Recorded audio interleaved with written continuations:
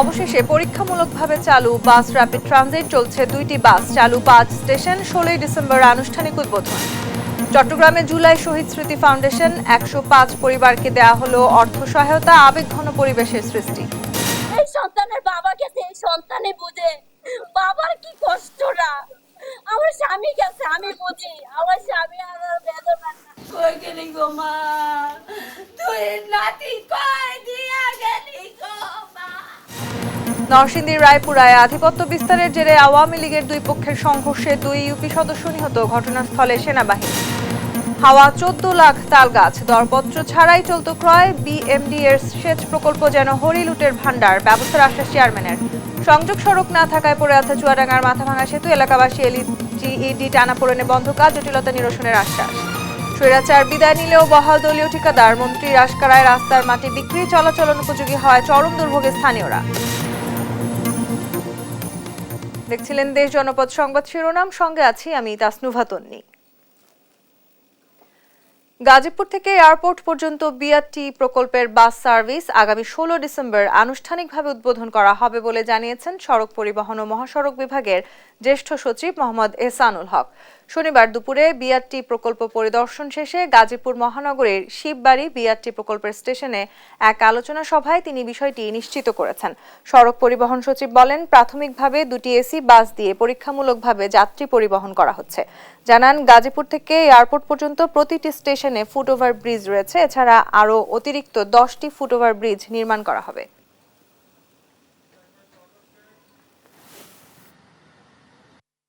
বর্তমানে trial run চলছে, পরীক্ষামূলকভাবে চালাচ্ছি এবং 15 তারিখ থেকে আসলে প্রকল্পটা পূর্ণাঙ্গ চালু হবে, কিন্তু আমরা বিআরটিসির বাস এই করিডোরে চালু করব যাতে মানুষের, গাজীপুরের মানুষের সুবিধা হয়, সহজে কম সময় চলাচল করতে পারে। এবার চট্টগ্রামে জুলাই অভ্যুত্থানে শহীদ ও আহতদের পরিবারকে অর্থ সহায়তা দিল জুলাই শহীদ স্মৃতি ফাউন্ডেশন। এদিন 105 পরিবারের মাঝে হস্তান্তর করা হয় অনুদানের চেক। প্রত্যেক পরিবারকে দেওয়া হয় 5 লাখ টাকা করে। এ সময় জুলাই স্মৃতি ফাউন্ডেশনের সাধারণ সম্পাদক সার্জিস আলম খুনিদের দেশে ফিরিয়ে এনে সর্বোচ্চ শাস্তি নিশ্চিতের দাবি জানান। সহকর্মী একেএম নাজিমের প্রতিবেদন, জানাচ্ছেন সালমা জাহান। এই সন্তানের বাবা গেছে, এই সন্তানে বুঝে বাবার কি কষ্টটা। আমার স্বামী গেছে, আমি বুঝি আমার স্বামী আর বেদনা। এভাবে অঝরে কাঁদলেন জুলাই গণহত্যায় শহীদ হওয়া একজনের স্ত্রী। এখনো পরিবারে চলছে শোকের মাতম। বৈষম্য বিরোধী ছাত্র জনতার আন্দোলনে শহীদ হওয়া পরিবারের বুক ফাটা কান্না আর আত্মচিৎকারে ভারী হয়ে ওঠে জুলাই শহীদ স্মৃতি ফাউন্ডেশনের অর্থ সহায়তা অনুষ্ঠান। তাদের আহাজারি দেখে সমব্যথী হন অনেকেই। অনুষ্ঠানে জুলাই শহীদ স্মৃতি ফাউন্ডেশনের সাধারণ সম্পাদক সার্জিস আলম উপস্থিত হলে সৃষ্টি হয় আবেগ ঘন পরিবেশ। আমার ছেলে শহীদুল ইসলাম, সে 2টা গুলি খেয়ে পালিয়ে যাওয়ার পরে সে এক জায়গায় যায় পলানোর পরে ওইখান থেকেও তাকে ধৈর্য না, তাকে আরো 3টি গুলি করে তার মৃত্যু নিশ্চিত করে। তাদের সন্তান হয়ে, ভাই হয়ে আমাদের জায়গা থেকে যতটুকু সম্ভব অন্তর্বর্তীকালীন সরকারের পক্ষ থেকে, বৈষম্য বিরোধী ছাত্র আন্দোলনের পক্ষ থেকে, কিংবা আমাদের এই যে জুলাই শহীদ স্মৃতি ফাউন্ডেশনের পক্ষ থেকে আমরা সর্বোচ্চ চেষ্টা করে যাব যেন আমাদের শহীদ পরিবারদের যারা সন্তান ছিলেন, আমাদের যারা ভাই ছিলেন, তারা তাদের পাশে যতটুকু থাকতেন আমরা আমাদের জায়গা থেকে ততটুকু করার সর্বোচ্চ চেষ্টা করব। একে একে শহীদ পরিবারের খোঁজ খবর নেন সার্জিস আলম। এ সময় বলেন, খুনিরা নতুন করে ফিরে আসার পায়তারা করছে। খুনিদের দেশে ফিরিয়ে এনে সর্বোচ্চ শাস্তি নিশ্চিতের দাবি জানান তিনি। এদিন জুলাই শহীদ স্মৃতি ফাউন্ডেশনের উদ্যোগে চট্টগ্রাম বিভাগের 105 শহীদ পরিবারকে 5 লাখ টাকার চেক হস্তান্তর করা হয়। এর আগে রংপুর, সিলেট, বরিশাল সহ বেশ কয়েকটি বিভাগের শহীদদের অর্থ সহায়তা দেয় জুলাই শহীদ স্মৃতি foundation. News desk, Desh TV. Awami লীগের সব অপরাধের বিচার চায় বিএনপি। যারা তাদের রক্ষার চেষ্টা করবে তারা স্বাধীনতা বিরোধী বলে মন্তব্য করেছেন বিএনপির সিনিয়র যুগ্ম মহাসচিব অ্যাডভোকেট রুহুল কবির রিজভী আহমেদ। আর স্থায়ী কমিটির সদস্য ডক্টর খন্দকার মোশাররফ হোসেন বলেন, সময় নির্ধারণ করে দেশের সংস্কার সম্ভব নয়, এটি চলমান প্রক্রিয়া। দলটির আরেক স্থায়ী কমিটির সদস্য ডাক্তার এজেড জাহিদ হোসেন বলেন, ভারত ভিয়েনা কনভেনশনের তোয়াক্কা না করে বাংলাদেশের উপ হাই কমিশনগুলোতে হামলা চালিয়েছে। নিয়াজ মোর্শেদের রিপোর্ট। জুলাই গণ অভ্যুত্থানের দোষীদের যারা রক্ষার চেষ্টা করবে তারা স্বাধীনতা বিরোধী বলে মন্তব্য করেছেন বিএনপির যুগ্ম মহাসচিব রুহুল কবির রিজভী। সকালে জাতীয় বার্ন ইনস্টিটিউটে জুলাই গণ অভ্যুত্থানে আহতদের দেখতে গিয়ে এসব কথা বলেন তিনি। এ সময় তিনি আওয়ামী লীগের সব অপরাধের বিচারও দাবি করেন। কারো হুমকিতে এবং কারো প্রশ্রয় থেকে যারা তাকে রক্ষা করার চেষ্টা করবেন তারাও বাংলাদেশের স্বাধীনতার বিরোধী, সেই রাষ্ট্রও বাংলাদেশের সার্বভৌমত্বের বিরোধী, তারাও বাংলাদেশের জনগণের বিরুদ্ধে। এদিকে সকালে জাতীয় প্রেস ক্লাবে ন্যাশনাল পিপলস পার্টির আলোচনায় বিএনপির স্থায়ী কমিটির সদস্য ডক্টর খন্দকার মোশাররফ হোসেন বলেন, নির্বাচনের মাধ্যমে রাজনৈতিক সরকার প্রতিষ্ঠা হলেই দেশে স্থিতিশীলতা আসবে। এককভাবে একটি সরকার একটা দিন তারিখ ঠিক করে শেষ করে ফেলতে পারবে, সংস্কারকে কার্যকর করতে পারবে, এমন কিন্তু এটা স্বাভাবিক না। জাতীয় প্রেস ক্লাবের সামনে এক প্রতিবাদ সভায় বিএনপির আরেক স্থায়ী কমিটির সদস্য ডাক্তার এজেড জাহিদ হোসেন বলেন, ভারত অতীতে ধর্মনিরপেক্ষতা নিয়ে গর্ব করলেও গত 12 বছরে তা হারিয়ে ফেলেছে। আজকে তারা জোর গলায় বলে, কি বলে, জাতিসংঘ শান্তিরক্ষী বাহিনী নাকি দরকার। আরে বাবা, তোমার এখানে বলে ওই দিন একটা মসজিদের জায়গায় 5 জন মুসলমানকে তারা মেরে ফেললো, কই সেখানে তো জাতিসংঘের জন্য বলো না, বাবরি মসজিদের জন্য বললো। তোমার গুজরাটে এত বড় কিলিং হলো। জাতীয় প্রেস ক্লাবের সামনে আগরতলায় বাংলাদেশের ডেপুটি হাই কমিশনের ধর্মীয় উগ্রবাদীদের হামলা এবং বাংলাদেশের জাতীয় পতাকার অবমাননার প্রতিবাদে অপর এক মানববন্ধন ও বিক্ষোভ মিছিলে বিএনপির ভাইস চেয়ারম্যান শামসুজ্জামান দুদু বলেন, অন্তর্বর্তী সরকার যখন সুষ্ঠু একটি নির্বাচনের দিকে হাঁটছে তখন পার্শ্ববর্তী দেশ ভারত বিভিন্ন ষড়যন্ত্র করছে। এই সরকারের উদ্যোগে ভালো একটি নির্বাচনের ব্যবস্থা যখন এগিয়ে যাচ্ছে, পার্শ্ববর্তী দেশ সেই নির্বাচনকে ভণ্ডুল করে যাতে গণতান্ত্রিকভাবে নির্বাচিত হয় বিএনপি এবং আগামী দিনে যাতে সরকার গঠন করতে না পারে সেই চেষ্টা তারা চালাচ্ছে। ভারত সত্যিকারের বন্ধু হিসেবে আগামীতে বাংলাদেশের সাথে কাজ করবে এমন প্রত্যাশাও করেন বিএনপি নেতারা। নিয়াজ মোর্শেদ, দেশ টিভি, ঢাকা। ফরিদপুরে বিএনপির রাষ্ট্র কাঠামো মেরামতের 31 দফা ও জনসম্পৃক্তি বিষয়ক বিভাগীয় প্রশিক্ষণ কর্মশালা শুরু হয়েছে। শনিবার সকাল 10:30টায় ফরিদপুর সদর উপজেলা পরিষদ মিলনায়তনে শুরু হয় কর্মশালাটির কার্যক্রম। এতে বিএনপি চেয়ারপারসনের উপদেষ্টা ইসমাইল জবিউল্লাহ সহ 5টি বিভাগের নেতাকর্মীরা অংশ নেন। শেখ হাসিনা দেশ থেকে পালিয়ে গেছে ঠিকই, কিন্তু তাদের ষড়যন্ত্র থেমে নেই। দেশি বিদেশি ষড়যন্ত্র চলছে বলে মন্তব্য করেন বিএনপি চেয়ারপারসনের উপদেষ্টা। এ সময় তিনি দলের নেতাকর্মীদেরকে এসব বিষয়ে সজাগ থাকার পরামর্শ দিয়ে ঐক্যবদ্ধ থাকার আহ্বান জানান। কর্মশালায় লন্ডন থেকে ভার্চুয়াল প্ল্যাটফর্মে প্রধান অতিথি হিসেবে যুক্ত হবেন বিএনপির ভারপ্রাপ্ত চেয়ারম্যান তারেক রহমান।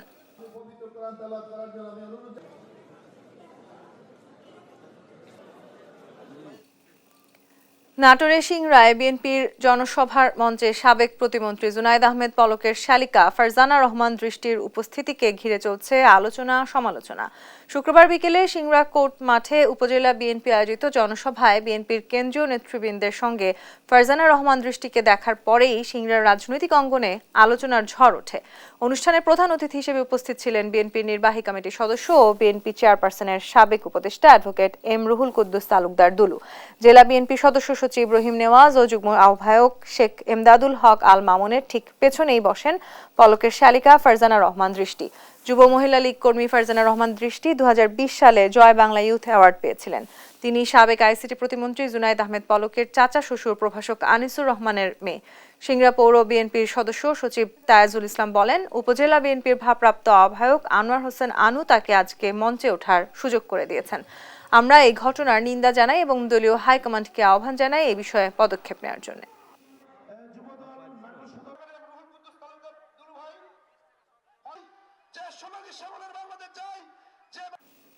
নরসিংদীতে আওয়ামী লীগের দুই পক্ষের সংঘর্ষে 2 ইউপি সদস্য নিহত হয়েছেন।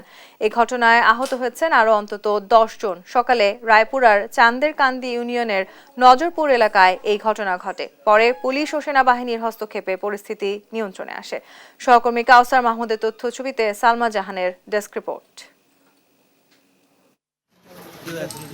দীর্ঘদিন ধরে আধিপত্য নিয়ে নরসিংদীর রায়পুরার উপজেলা যুবলীগ নেতা আবিদ হাসান রুবেল ও রায়পুরা পৌর আওয়ামী লীগের সহসভাপতি হারুনার রশিদের সমর্থকদের মধ্যে বিরোধ চলে আসছিল।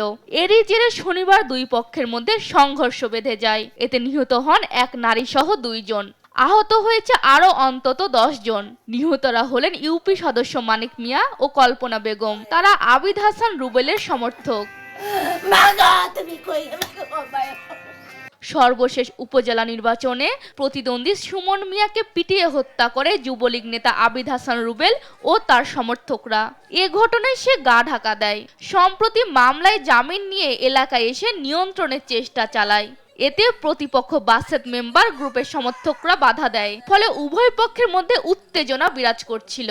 ভোরবেলা আজান হয়েছে মাত্র এই টাইমে, মানে হুটাট করে ওইটা গেছে, ওইটা মানে পুরা রাস্তা ফায়ার আর ফায়ার, মানে যে দিকটা যাইতাছে সেদিক দিয়ে ফায়ার, মানে রাস্তার যে কেউ দাঁড়াইব এই অবস্থা নাই। মানে কি কইতাম, মানে টিন সেট দা গিয়া এক মহিলার গায়ে গেলা, মহিলাটা স্পট ডেট হয়ে গেছে। এটা ফজরে কালিমা মনে করেন হেরা আইসে আক্রমণ চালাইছে, এখান থেকে মনে করেন উড়া দুরা ফায়ার শুরু করছে। তো আমার এই ঘর সেটা আমার ওয়াইফের কুহা গুলি লাগছে, এই গাড়ে গুলি লাগছে, উনি পরে সব ফিরে নাই হয়ে গেছে। আমার দেওয়ার মারছে, আমার ভাই মারছে, আমার স্বামীরে মারছে, কুবাইছে, কাটছে, চোখ মুখ গায়ে খোয়াইলাইছে। আমরা বিচার চাই, আর কি চাম? মানুষ গেলে গার মানুষ ফিরে আইয়ে আর ফিরে আনতারুম। খবর পেয়ে আইন শৃঙ্খলা বাহিনীর সদস্যরা ঘটনাস্থলে যায় এবং পরিস্থিতি নিয়ন্ত্রণে আনে। আহতদের উন্নত চিকিৎসার জন্য ঢাকা মেডিকেল কলেজে নিয়ে যায় স্বজনরা। লাশগুলো আমরা পোস্টমর্টমের জন্য মর্গে প্রেরণ করেছি এবং শ্রোথাল করা সম্পন্ন হয়েছে এবং পরবর্তীতে আমাদের যে মামলার যে নিয়মিত প্রক্রিয়া, সেই প্রক্রিয়া অনুযায়ী মামলা রুজু হবে এবং দোষী ব্যক্তিদেরকে আমরা গ্রেপ্তার করব। জোড়া হত্যাকাণ্ডের পর এলাকায় বিরাজ করছে থমথমে অবস্থা। News desk, Desh TV. Barendra অঞ্চলে 14 লাখ তাল গাছের হদিস নেই। দরপত্র ছাড়াই বিএমডিএ প্রকল্পের পাইপ কেনায় হয় চরম দুর্নীতি। এখানেই শেষ নয়, দুর্নীতি তথ্য লোপাটে পুড়িয়ে দেয়া হয় অফিস। সেই সঙ্গে নির্ধারিত স্কেলের চেয়ে বেশি বেতন দিয়েছেন 73 কর্মকর্তাকে। বিএমডিএর সেচ থেকে প্রকল্পের এমন হরিলুটের চিত্রের দ্বিতীয় পর্ব তুলে ধরছেন সহকর্মী কাজী শাহেদ। চাঁপাইনবাবগঞ্জ আমনুরা আঞ্চলিক সড়ক 2019 সালে এই সড়কে তালগাছ রোপণ করে বরেন্দ্র বহুমুখী উন্নয়ন কর্তৃপক্ষ বিএমডিএ, কিন্তু সড়কের কোথাও নেই তালগাছের চিহ্ন মাত্র। একই হাল অন্য জেলাতেও। বিএমডিএর বিরুদ্ধে এমন অনিয়ম দুর্নীতির ফিরিস্তি কম নয়। শত কোটি টাকার প্রকল্পে নিম্নমানের পাইপ কেনাই এসব ফেটে নষ্ট হয় প্রকল্পের উদ্দেশ্য। এ নিয়ে হয় তদন্ত কমিটিও, তবে আলোর মুখ দেখেনি সেই তদন্ত।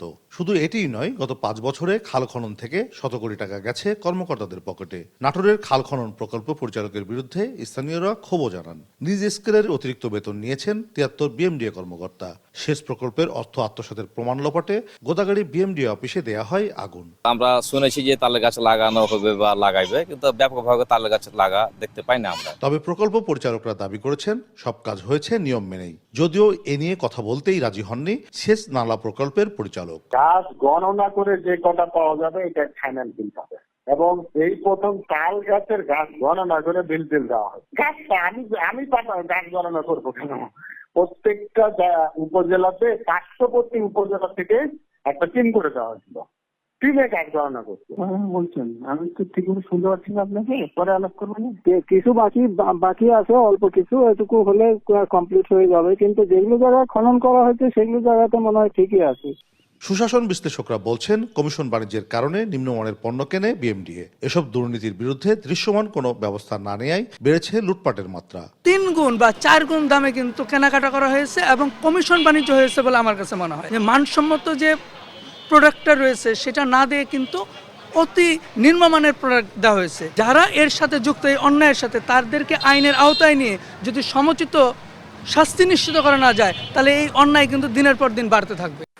প্রতিষ্ঠানটির চেয়ারম্যান জানিয়েছেন তার কাছেও প্রকল্পের ৯/৬-এর অভিযোগ আছে। এসব অভিযোগ জানায় কৃষি মন্ত্রণালয়ও। তার এখতিয়ারের মধ্যে না হওয়ায় ব্যবস্থা নিতে তুলে ধরবেন বোর্ড সভায়। আগামী বোর্ড মিটিংয়ে এগুলো আলোচনা করব এবং আলোচনা করে একক চেয়ারম্যান কোনো কিছু না নয় ভালো, বোর্ড থেকে সিদ্ধান্ত নিয়ে একটা কমিটি করে পদ্ধতি কি হবে সেইভাবে এটা ব্যবস্থা একটা সিদ্ধান্ত আছে। প্রতিষ্ঠানটিতে বারবার প্রকল্পের নামে শত শত কোটি টাকার আর্থিক দুর্নীতি অনিয়মের প্রমাণ উঠে আসলেও কোনো ব্যবস্থা নেয়নি কর্তৃপক্ষ। কাজী শাহেদ, দেশ টিভি, রাজশাহী। দীর্ঘ প্রতীক্ষার পর স্থানীয়রা পেয়েছেন কাঙ্ক্ষিত সেতু, কিন্তু সংযোগ সড়কের অভাবে কোনো কাজেই আসছে না চুয়াডাঙ্গার গঞ্জের ঘাট পীরপুর সেতুটি। কর্তৃপক্ষ বলছে ভূমি অধিগ্রহণ জটিলতায় বন্ধ হয়ে আছে সংযোগ সড়ক নির্মাণের কাজ। খায়রুজ্জামান সেতুর প্রতিবেদন, জানাচ্ছেন আপন অপু। 2021 সালে গঞ্জের ঘাট পীরপুর সড়কে মাথাভাঙ্গা নদীর উপর সেতু নির্মাণের উদ্যোগ নেয় এলজিইডি। চুক্তি অনুযায়ী 90 মিটার দীর্ঘ এ সেতুর নির্মাণ কাজ শেষ হয় 2022 সালে। প্রায় 7 কোটি টাকা ব্যয়ে নির্মিত এই সেতুর কাজ শেষ হলেও সংযোগ সড়কের অভাবে স্থানীয়দের কোনো কাজেই আসছে না সেতুটি। গঞ্জের ঘাটের বেশিরভাগ মানুষের কৃষি জমি রয়েছে নদীর ওপারে পীরপুর এলাকায়। সেতু চালু না হওয়ায় কৃষিপণ্য ঘরে তুলতে তাদের গুনতে হচ্ছে বাড়তি ভাড়া। সহজে ও অল্প খরচে কৃষিপণ্য ঘরে তুলতে দ্রুত সংযোগ সড়ক নির্মাণের দাবি স্থানীয়দের। ওপরের সব কাজ কমপ্লিট, দুই পাশে রাস্তার সংযোগ এখনো দেওয়া হয়নি।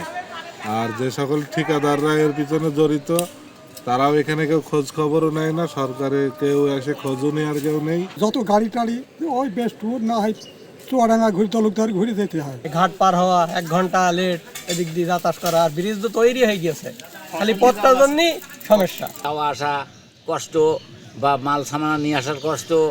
এদিকে কর্তৃপক্ষ বলছে সংযোগ সড়কের জন্য জমি দেওয়ার আশ্বাস দিলেও এখন ক্ষতিপূরণ দাবি করছে এলাকাবাসী। বন্ধ আছে সংযোগ সড়কের কাজ, তাই দ্রুত জমি অধিগ্রহণ করে কাজ শেষ করার আশ্বাস এলজিইডির। বিএসটির কাজ যখন 50% হয়ে যায় তখন আমরা অ্যাপ্রোচের কাজ করার জন্য চেষ্টা করি। তখন এলাকার লোকজন বলে যে না, আমাদের জমি সামান্যই আছে, আমরা এই জমিটুকু আপনারা কিনে নেন। আমরা ক্রয় করার সমস্ত যাবতীয় প্রক্রিয়া আমাদের অফিস থেকে সম্পাদন করে আমরা জেলা প্রশাসক মহোদয়ের দপ্তরে প্রেরণ করেছি। রাষ্ট্রের কোটি কোটি টাকার সম্পদ এভাবে ফেলে না রেখে দ্রুত সংযোগ সড়ক নির্মাণের দাবি এলাকাবাসীর। News desk, Desh TV. দেখছেন দেশ জনপদ সংবাদ।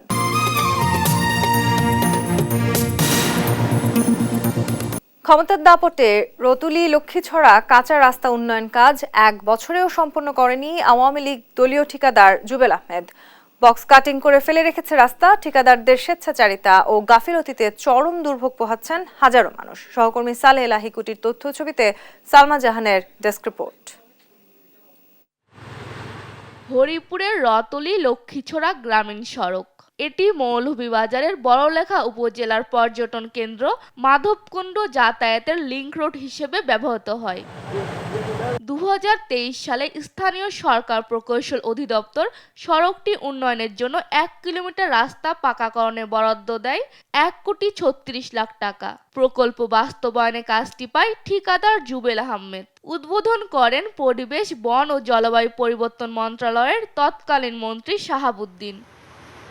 চলতি বছরের 18 জুলাই কাজ শেষ করার চুক্তি থাকলেও আওয়ামী লীগের মদতপুষ্ট ঠিকাদার রাস্তাটি বক্স কাটিং করে অন্য জায়গায় মাটি বিক্রি করে দেয়।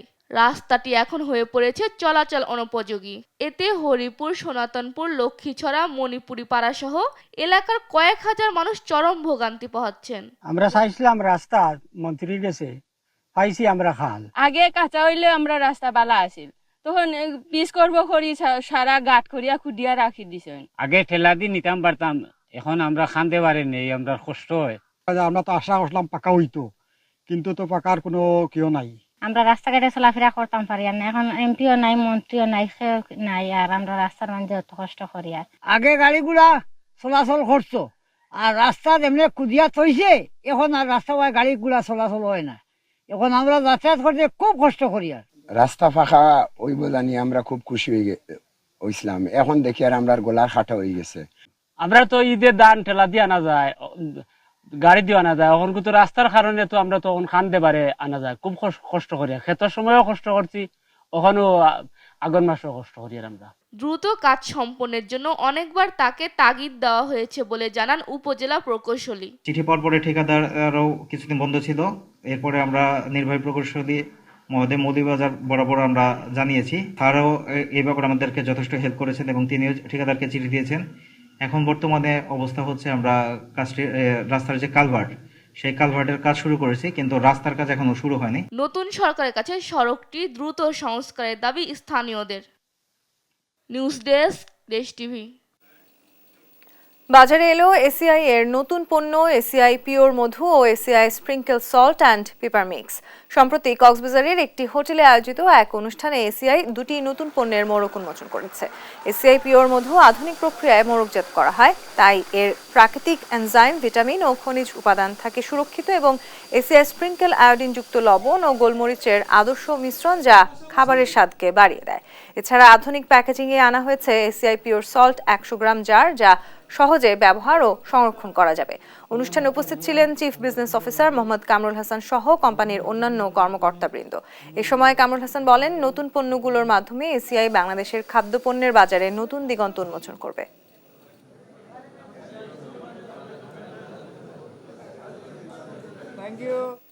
দেখছেন দেশ জনপদ সংবাদ।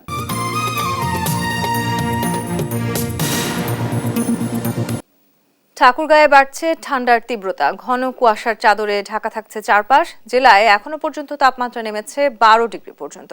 এতে চরম ভোগান্তিতে পড়েছেন নিম্ন আয়ের মানুষ। জেলা প্রশাসন বলছে শীত মোকাবেলায় প্রস্তুতি নিয়েছেন তারা। সহকর্মী শাকিল আহমেদের তথ্যচিত্রে ডেস্ক রিপোর্ট। কুয়াশা আর হিমেল হাওয়ায় বিপর্যস্ত ঠাকুরগাঁওয়ের জনজীবন। উপার্জন কমেছে খেটে খাওয়া মানুষের, দুর্ভোগে ছিন্নমূল মানুষ। সকালবেলা হেডলাইট জ্বালিয়ে চলাচল করে যানবাহন। খুবই ঠান্ডা ঠাকুরগাঁও, আর কুয়াশা খুব ঠান্ডা। 2 দিন থেকে খুব কুয়াশা, আমাদের ঠাকুরগাঁও খুব বাইরে হওয়া যায় না ঘরবার থেকেই।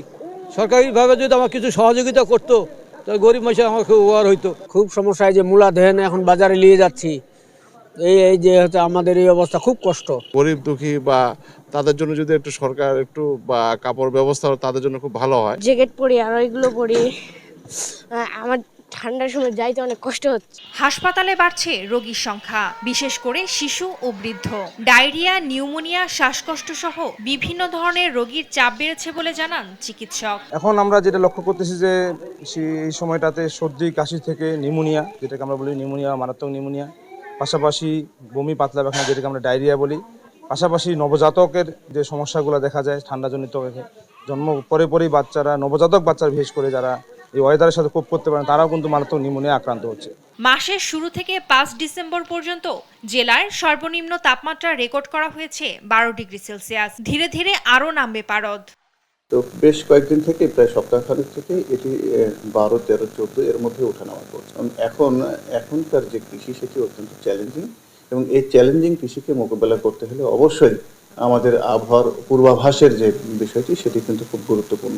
মন্ত্রণালয়ে অগ্রিম 80,000 শীতবস্ত্রের জন্য চাহিদাপত্র পাঠানো হয়েছে। 2-1 দিনের মধ্যে শীতবস্ত্র পাওয়ার কথা জানান জেলা প্রশাসক। এবছর আমরা 80,000 শীতবস্ত্রের চাহিদা দিয়েছি দুটো চিঠির মাধ্যমে। গত বছর 41,500 শীতবস্ত্র পাওয়া গিয়েছিল। তো আমার যেটা মনে হয়েছে যে এইটা চাহিদার তুলনায় কম ছিল, যে কারণে আমরা দুটো চিঠিতে 80,000-এর চাহিদা পেয়েছি। শিগগিরই বেসরকারি উদ্যোগে মিলবে 1000 শীতবস্ত্র, যা ভাসমান ব্যক্তিদের মাঝে বিতরণ করা হবে। News desk, Desh TV. দেখছেন দেশ জনপদ সংবাদ।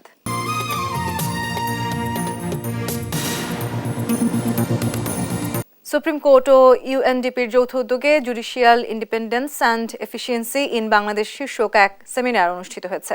শনিবার সকালে রাজধানীর একটি হোটেলে এক সেমিনার অনুষ্ঠিত হয়। বিচার বিভাগের স্বাধীনতা নিশ্চিতকরণ সহ বিচার সেবা দানে দক্ষতা বৃদ্ধিতে করণীয় সম্পর্কে আয়োজিত এই সেমিনারে প্রধান অতিথি ছিলেন প্রধান বিচারপতি ডক্টর সৈয়দ রেফাত আহমেদ। সেমিনারে শুভেচ্ছা বক্তব্য দেন বাংলাদেশ ইউএনডিপির আবাসিক প্রতিনিধি স্টিফান লিলার। সুপ্রিম কোর্টের আপিল বিভাগের বিচারপতি আশফাকুল ইসলাম সেমিনারে বিশেষ বক্তা হিসেবে বক্তব্য দেন। সেমিনারে সুপ্রিম কোর্টের হাইকোর্ট বিভাগের বিচারপতি, ডিস্ট্রিক্ট জুডিশিয়ারির বিচারকরা, সুপ্রিম কোর্ট রেজিস্ট্রি, আইন, বিচার ও সংসদ বিষয়ক মন্ত্রণালয়, বিচার প্রশাসন প্রশিক্ষণ institute, Bangladesh judicial service commission ও আইন কমিশনে নিযুক্ত বিচার বিভাগীয় কর্মকর্তারা উপস্থিত ছিলেন।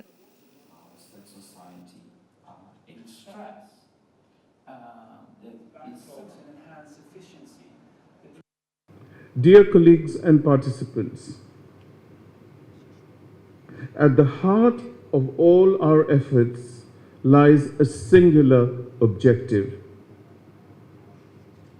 That is, to usher in a paradigm shift from a court-centric to a people-centric justice delivery system.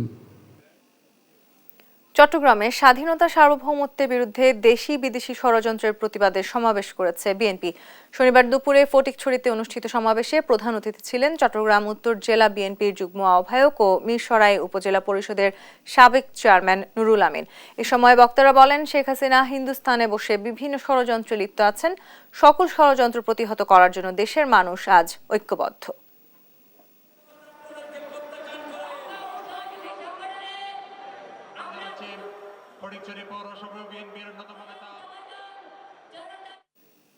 এ পর্যায়ে দেশ জনপদ সংবাদ শিরোনামগুলো জানিয়ে দিচ্ছে আরো একবার।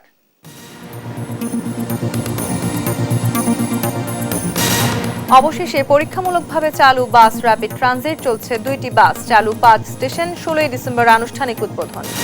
চট্টগ্রামে জুলাই শহীদ স্মৃতি ফাউন্ডেশন 105 পরিবারকে দেয়া হলো অর্থ সহায়তা, আবেগঘন পরিবেশের সৃষ্টি। এই সন্তানের বাবা গেছে, এই সন্তানে বুঝে বাবার কি কষ্টটা। আমার স্বামী গেছে, আমি বুঝি, আমার স্বামী আর বেদনাটা। কই গেলি গো মা, তুই নাতি কই দিয়া গেলি গো মা। নরসিংদীর রায়পুরায় আধিপত্য বিস্তারের জেরে আওয়ামী লীগের দুই পক্ষের সংঘর্ষে 2 ইউপি সদস্য নিহত, ঘটনাস্থলে সেনাবাহিনী। হাওয়া 14 লাখ তাল গাছ, দরপত্র ছাড়াই চলত ক্রয়, বিএমডি এর সেচ প্রকল্প যেন হরিলুটের ভান্ডার, ব্যবস্থার আশ্বাস চেয়ারম্যানের। সংযোগ সড়ক না থাকায় পড়ে আছে চুয়াডাঙ্গার মাথাভাঙা সেতু, এলাকাবাসী এলজিইডি টানাপোড়েনে বন্ধ কাজ, জটিলতা নিরসনের আশ্বাস। স্বৈরাচার বিদায় নিলেও বহাল দলীয় ঠিকাদার, মন্ত্রীর আশকারায় রাস্তার মাটি বিক্রি, চলাচল অনুপযোগী হওয়ায় চরম দুর্ভোগে স্থানীয়রা। এই ছিল এখনকার দেশ জনপদ সংবাদ। পরের বুলেটিন দেখার আমন্ত্রণ রইল। এছাড়া দেশ টিভির সর্বশেষ সব খবর পেতে ভিজিট করুন www.desh.tv। ফেসবুকে আমাদের সঙ্গে যুক্ত থাকুন দেশ টিভি অথবা দেশ টেলিভিশন পেজে। সর্বশেষ সব ভিডিও পেতে ইউটিউবে আমাদের হ্যান্ডেল @দেশ টেলিভিশন অথবা @দেশ টিভি নিউজ লিখে সার্চ করুন। ধন্যবাদ।